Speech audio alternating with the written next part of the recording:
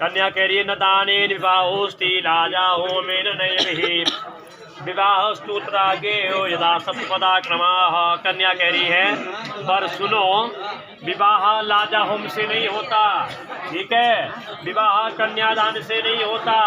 विवाह तब पूरा होता है यदि आपको मेरी 7 शर्तें स्वीकार हैं। कुछ मेरे 7 वाक्य कन्या कह रही है, ठीक है, 7 शर्तें। कन्या का पहला वाक्य पहले में, ठीक है, कन्या क्या कह रही है, अभी विवाह पूरा नहीं हुआ, समझना। कन्या कह रही है पहले वाक्य में, कन्या बोल रही है सुनो पतिदेव, मेरी 7 वाक्य है, अभी आप इनको मानते हैं तो मैं आपकी पत्नी बनने के लिए तैयार हूँ। पत्नी किसे कहते भी सुन लो आप, ठीक है। आज किसी को पता नहीं पति किसे कहते हैं, पत्नी किसे कहते हैं, पहले परिभाषा, क्योंकि आप दोनों पति पत्नी के इसमें बंधने जा रहे हैं संबंध में। तो पत्नी किसे कहते हैं, पतनायत त्रायते, जो पति को अच्छे काम में लगाए बुरे काम से बचाओ, उसे कहते धर्म पत्नी। तभी तो हमारे हिंदू शास्त्रों में पत्नी नहीं कहते, कहते धर्म पत्नी। जो अच्छे काम में लगाए बुरे काम से बचाओ, उसे कहते पत्नी, ठीक है। पति किसे कहते हैं, पति कस्मात पालयति रक्षति चौसा पति, जो पत्नी की पालना भी करे रक्षा भी करे। ऐसा नहीं कि रक्षा तो करता है, लाता उसे के लिए कुछ भी नहीं, लाना भी पड़ेगा, जो मांगेगी वो है पति, ध्यान देना। पहला वाक्य कन्या कह रही है धनम धान्यम मिष्टान्नम भक्ष्य भोज्यादिकं गृहे मद्धीनम च कर्तव्यम मान संरक्षणाय च यद बहि लभते द्रव्यम मंतव्य न तद्गृहे न बहि शयनम कार्यम न बहि भोजनम तथा। कन्या करिए सुनो पतिदेव, जितना घर में धन धान्य है मधुर पदार्थ मेरे अधीन करने होंगे, ठीक है। मेरा मान रखने के लिए जो कुछ धनादि बाहर से लाए आपको मिले, मेरे पास देना होगा मेरा मान रखने के लिए। यदि आपको मेरा पहला वाक्य स्वीकार है तो मैं आपकी पत्नी बनने के लिए तैयार हूँ, यदि आप मेरे वाक्यों को मानते हो।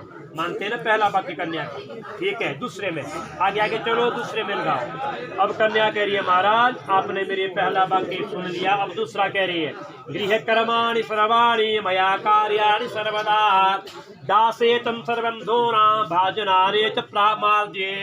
कन्या कह रही है सुनो पतिदेव, मैं घर में रहूंगी, सारा काम काज करूंगी, घर का सभी बंधु बांधवों का आदर सम्मान करूंगी, अपने सास की, ससुर की, जेठ की, ननद की आदियों की सेवा करूंगी, सबकी सेवा करूंगी। लेकिन आपको याद रहे मैं आपके होते हुए बलवती हूँ। यदि मुझ में ताकत, यदि आप ठीक है तो मुझ में बल है, यदि कुछ आपको हो जाता मैं निर्बल हो जाती हूँ। यदि मेरा आप दूसरा वाक्य आप मानते हैं तो मैं आपके वाम अंग की ओर बैठती हूँ। दूसरा वाक्य स्वीकार है, ठीक है। कन्या कह रही है पतिदेव अभी मेरा एक शर्त और है, यदि आप मानते हैं तो मैं आपके वाम अंग की ओर बैठती हूँ। कन्या कह रही है पालिता हम च दुखे न मात्रा पित्रा च बंधुवे तेरे दया सल्लम मस्ते सन्निधो। कन्या कह रही है कि मेरे माता पिता ने मुझे बड़े दुख से पाला है, ना जाने कैसे कैसे क्लेश से मुझे पाला है। और आज क्या किया मेरे माता पिता ने, बुद्धिमानों के सामने, पुरोहित के सामने, गुरु के सामने, अग्नि के सामने, अपने रिश्तेदारों के सामने आपको दे दिया मुझे। आप कन्या कह रही है सबके सामने, सब साक्षी हैं, आपको दे दिया।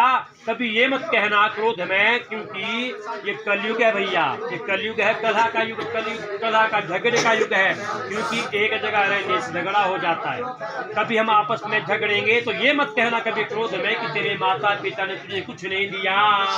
कन्या कह रही है यदि आप मानते हैं ऐसी बात तो मैं आपके वाम अंग की ओर बैठने के लिए तैयार हूँ। स्वीकार है?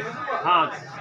कन्या और कह रही है महाराज स्वामी आपने मेरी शर्त मान ली, लेकिन मेरा एक वाक्य और है, अभी भी शादी नहीं हुई। अब कन्या और कह रही है कुटुम्बम कालनीयम च यौवनवाधिके। कन्या क्या कह रही है यद्यद्याहं वाञ्छामि स्वामिनं तद्गयं सर्वदा।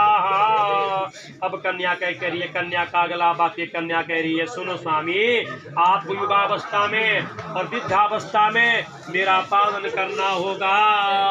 कन्या कभी स्वतंत्र नहीं होती, जब कन्या का बचपन होता है तो माता पिता के अधीन रहती है। जब कन्या का विवाह होता है पति उसकी रक्षा करता है।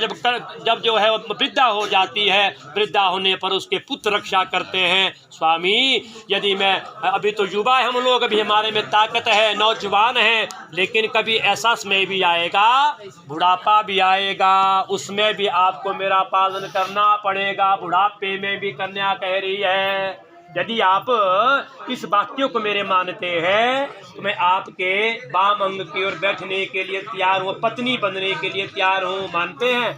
हाँ ठीक है। और कन्या और कह रही है स्वामी आपने मेरी ये शर्त मान ली, बड़ा अच्छा हुआ, लेकिन एक शर्त मेरी और है। कन्या कह रही है छठी शर्त क्या कन्या की? कन्या और कह रही है सर्वबंधो जना स्वामिन भवताम दासताम ममाहम जलपात्र कंकणम दत्ताहम प्रेम पूर्वकम त्वया कदापि न वाच्यम ही दत्तम त्वया बंधुवे वश्य सहस्रमासात् कलिर्वे जातृणाम। स्वामी मेरे संपूर्ण संबंधी जन अब आपके संबंधी बन गए हैं। कन्या जो मेरे रिश्तेदार हैं आपके भी रिश्तेदार बन गए हैं सभी। कन्या कह रही है क्योंकि इन्होंने क्या किया, जल पात्र कंकड़ बांध करके आपको मुझे दान में दे दिया। आप कभी भी ये मत कहना कि तेरे रिश्तेदारों ने तुझे कुछ नहीं दिया, मुझे कुछ नहीं दिया। एक जगह रहने से झगड़ा हो जाता है। यदि आपको ये आपको मेरी शर्त स्वीकार है, मैं आपके वाम अंग की ओर बैठती हूँ। मान लिया आपने? एक बाकी कन्या और कह रही है। कन्या क्या कह रही है? होम यज्ञ विवाहे च कन्यादाने मखिव्रते अंचर्गंते मादाय भवतां वामंग संसिताः अर्ध पुण्यं गृहीष्यामि न तुम पाप भागिनी अर्ध पापं प्रदास्यामि चांगिकारे मुझे त्वया। हे विष्णु रूपी वर, आज आप भगवान विष्णु का मुक्त पहन करके आप मुझे ब्याहने के लिए आए हैं। ठीक है? हवन यज्ञ विवाह जितने भी घर में मेरे शुभ काम होंगे मैं आपके साथ बैठूंगी सदा। ठीक है?